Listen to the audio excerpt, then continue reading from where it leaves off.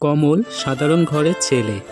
বিয়ের পর বাচ্চা হওয়ার পর সে বাড়িতে বউ বাচ্চা রেখে চেন্নাই গেল কাজ করতে।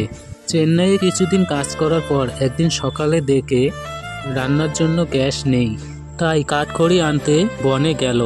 বনে গিয়ে একটা শুকনো গাছ দেখলো। গাছটা কাটতেই যাবে তখন দূর থেকে একটা শব্দ আসলো,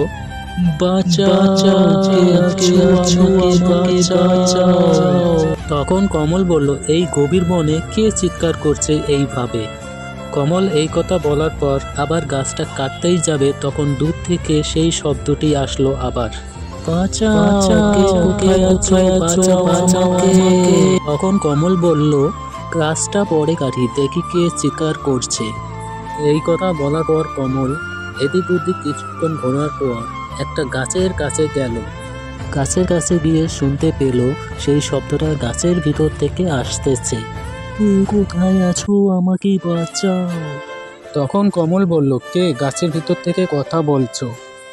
গাছের ভিতর থেকে উত্তর আসলো, কে বাইরে দাঁড়িয়ে আছো ভাই, আমাকে এখান থেকে উদ্ধার করো, আমি একটা বোতলে বন্দি আছি। তখন কমল হাত বাড়িয়ে গাছের ভিতর থেকে সেই বোতলটা বের করলো এবং দেখলো বোতলের মধ্যে একটি দৈত্য আছে। তখন কমল বলল, তুমি কে আর তুমি এখানে বন্দি কেন?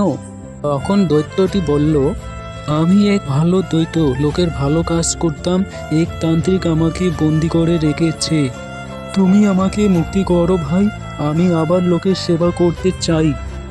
তখন কমল দৈত্যকে মুক্তি করে দিল বোতলের ভিতর থেকে, বোতলের ঢাকনাটি খুলে দিয়ে।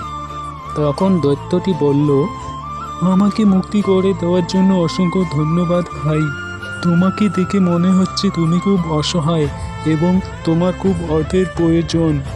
এই নাও জাদুই মোবাইল, এই মোবাইল দিয়ে তুমি ইউটিউব ভিডিও করবে, খুব শীঘ্রই ফেমাস হয়ে যাবে এবং ইউটিউব থেকে অনেক পয়সা ইনকাম করতে পারবে। তখন কমল দৈত্যের কাছ থেকে মোবাইলটি নিল এবং সে ইউটিউব ভিডিও করা শুরু করে দিল।